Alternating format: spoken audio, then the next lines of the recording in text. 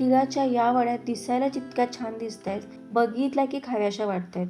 हातामध्ये घेतली की पटकन तुटली जाते आणि तोंडामध्ये घातली की सहज विरघळली जाते. तर ही वडी करताना पाक करायचं अजिबात टेन्शन नाही. अगदी 10 ते 15 मिनिटांमध्ये या वड्या बनवून होतात. नमस्कार, सुनंदा होम कुकिंग चॅनलमध्ये तुम्हा सगळ्यांचं स्वागत आहे. इथे आज आपण मऊसूत अशी तिळाची वडी करणार आहोत. तर त्यासाठी मी 1 वाटी भरून म्हणजेच 200 ग्रॅम इतके सफेद तीळ घेतलेत आणि 100 ग्रॅम शेंगदाणे घेतलेत. त्याचबरोबर पाव किलो बारीक चिरून गूळ घेतलाय. तर तीळ 200 ग्रॅम, शेंगदाणे 100 ग्रॅम असे 300 ग्रॅम झाले. तर मी गूळ फक्त 250 ग्रॅम घेतलाय. 8 ते 10 वेलची, थोडंसं जायफळ लागेल आणि 2 चमचे साजूक तूप.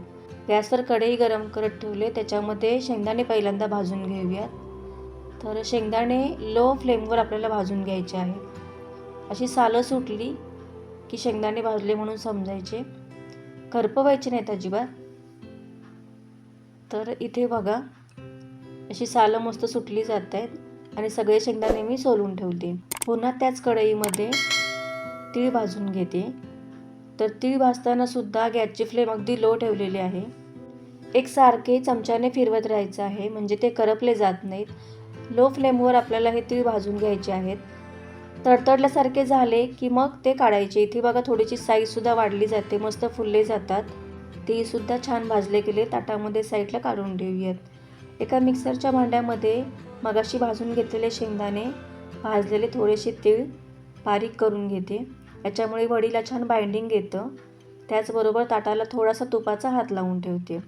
गॅसवरती पुन्हा कढई गरम करत ठेवली. त्याच्यामध्ये फक्त 2 चमचे इतकंच पाणी घालते आणि हा सगळा बारीक चिरून घेतलेला गूळ घालते. तर इथे लक्षात घ्या, गूळ तुम्ही जितका बारीक चिरून घ्याल ना, थोडा तो पटकन विरघळला जातो. गॅसची फ्लेम लोच ठेवायची आहे, अजिबात वाढवायची नाही.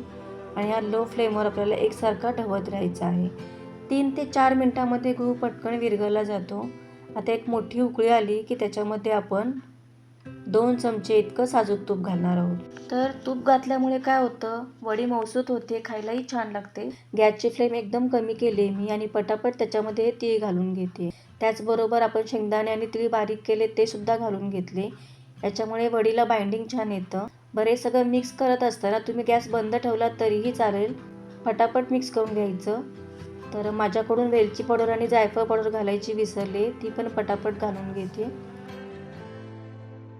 तर हे सगळं व्यवस्थित मिक्स करून घेते आणि आता सगळ्यात शेवटी थोडंसं तूप शिल्लक राहिलं होतं ते सुद्धा घालून घेतलं आणि पुन्हा व्यवस्थित सगळं हे मिक्स करूयात.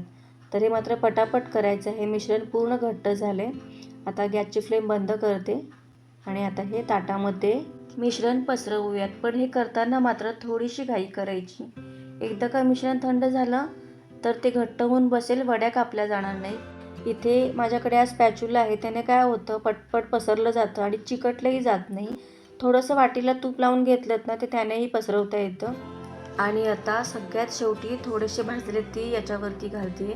मिश्रण गरम असतानाच हे तीळ घालायचे म्हणजे ते चिकटले जातात, बसले जातात, अजिबात निघत नाही.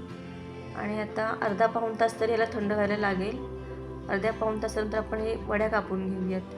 तर चिक्की असेल तर हलकी गरम असताना कट करून घ्यायची. वडी आहे ती थंड झाल्यावरही कट करता येते. इथे मी स्क्वेअर शेपमध्ये या वड्या कापून घेत आहे. तर तुम्हाला दाखवते मी. हे बघा मस्त अशी वडी निघली जाते,